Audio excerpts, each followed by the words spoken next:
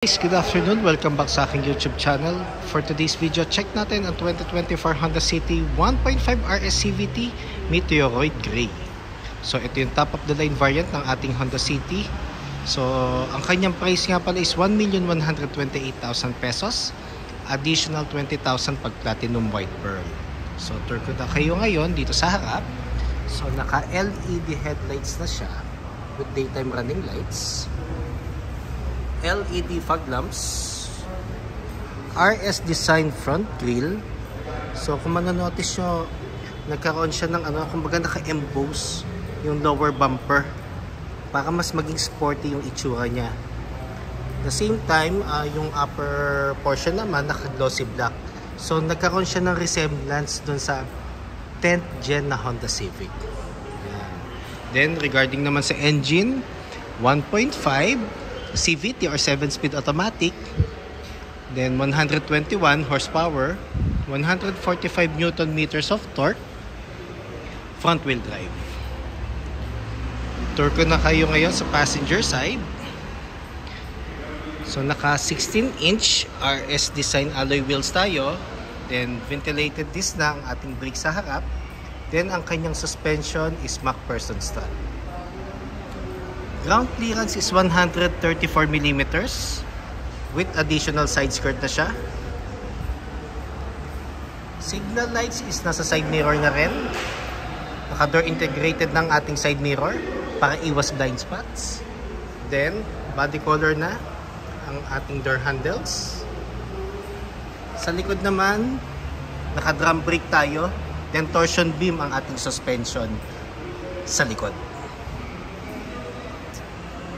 Shark fin antenna. Tour ko naman kayo ngayon sa likod. So ito yung kanyang back portion. Diba? Wow, di ko alam, sexy ba? Gwapo. Basta napakaganda lang. Grabe. Then ang kanyang tail lamps is LED na. Then kung manonotice nyo, iba na yung yung emblem na RS. So nagkaroon siya ng changes din. Then naka tayo, glossy black na duck type spoiler. Tapos kung na-notice nyo dito sa sa rear bumper, naka-emboss din na carbon.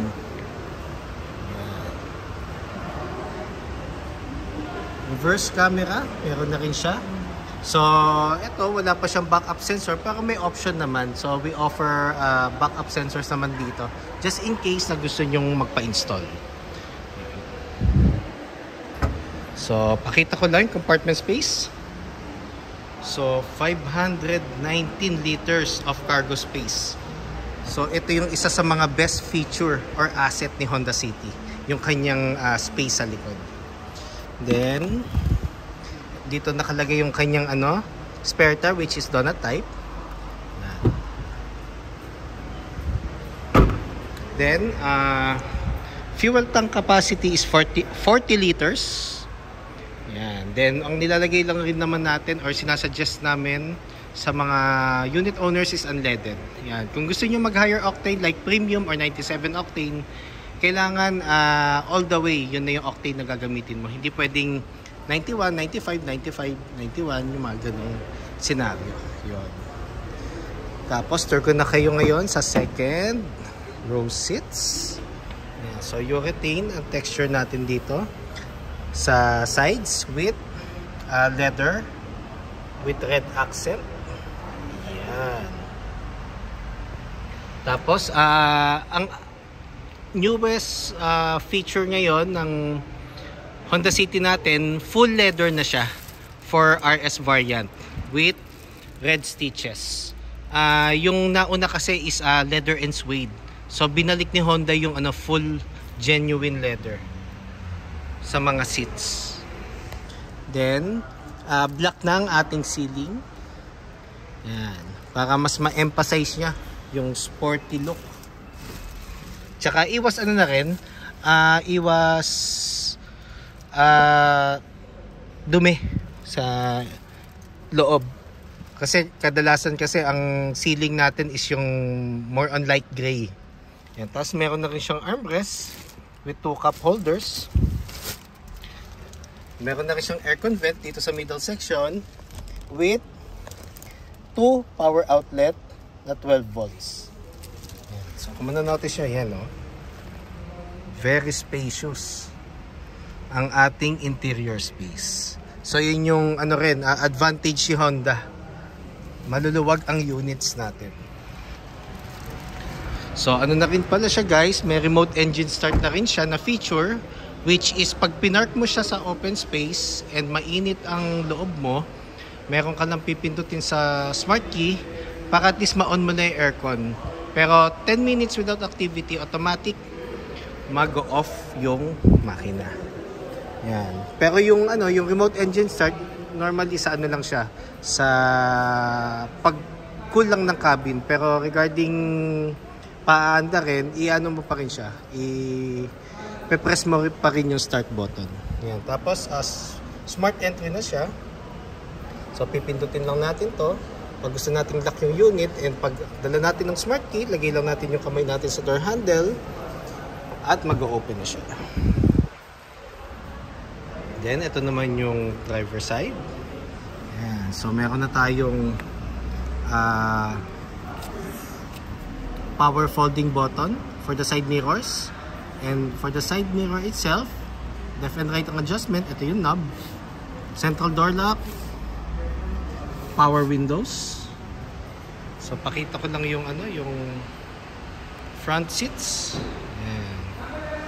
So, manual adjustment ang ating height. Ayan. Tapos dito naman makikita sa halos tabi ng ano ng footrest yung gas lid and yung sa hood. So tour ko naman kayo ngayon dito sa front. So lahat nga pala ng City natin guys, equipped na siya ng Honda Sensing. So yun yung isa sa mga additional features din na kinaganda ng Honda City natin.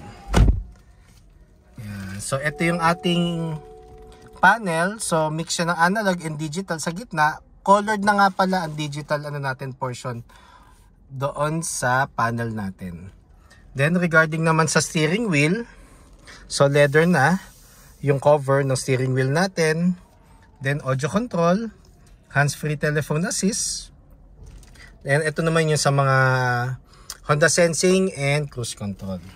Yan. Tapos naka sports pedal na nga rin pala yung ano natin, yung RS. Tapos meron siyang paddle shifters. Ito. Yan. Nakikita nyo. Then push start button. 8-inch touchscreen audio unit with Apple CarPlay and Android Auto. And ang maganda nga pala ngayon sa Honda City natin, starting sa S, sa V and RS variant, wireless Apple CarPlay na siya. Yon. Then, dito meron siyang ano, maroon accent sa dashboard with red stitches dito sa taas ng glove box. Then, aircon buttons natin, same pa rin naman doon sa previous model.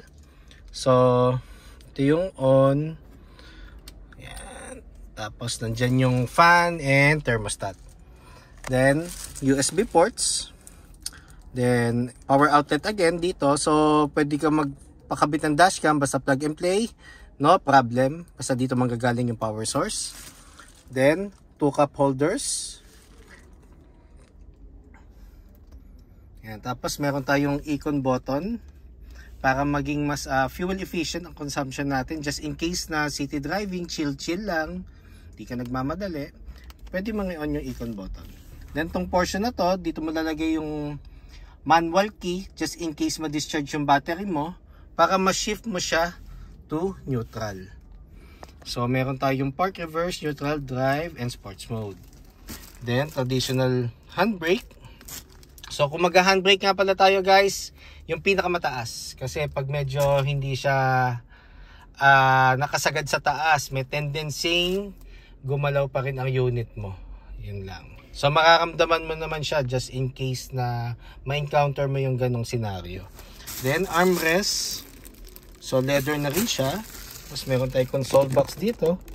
Just in case na gusto mong lagay dyan yung mga coins, mga cords, and mga car scents, pwede rin naman. So ako kasi, pag ang car scent ko is oil or liquid base, dito ko siya nilalagay. Para at least hindi agad siya nag-evaporate pag na-expose siya sa mainit na temperature. Yun lang guys. So ano ko lang naman yun, based lang yun naman yun sa aking observation. Yun. So nandito yung yung dome light and map light. Ayan. Tapos ano pa ba? Ayun. So yun lang guys. Then nasabi ko na nga pala, equipped na rin siya ng Honda Sensing. Lahat ng variants natin, yun yung maganda doon. So just in case meron kayong concerns about quotations at test drives, bank display for our bank partners, then parts and service appointment, don't hesitate to call or text 0906-386-8937 or visit me at 141 Quezon Avenue, Quezon City, and look for me, Ross Oliver Cruz, ang inyong friendly sales executive here at Honda Cars Quezon City. Looking forward to meet you here guys. And before I say goodbye, kindly subscribe nga pala sa aking YouTube channel para maging updated sa all new CR-V na ilalunch namin, possible by October.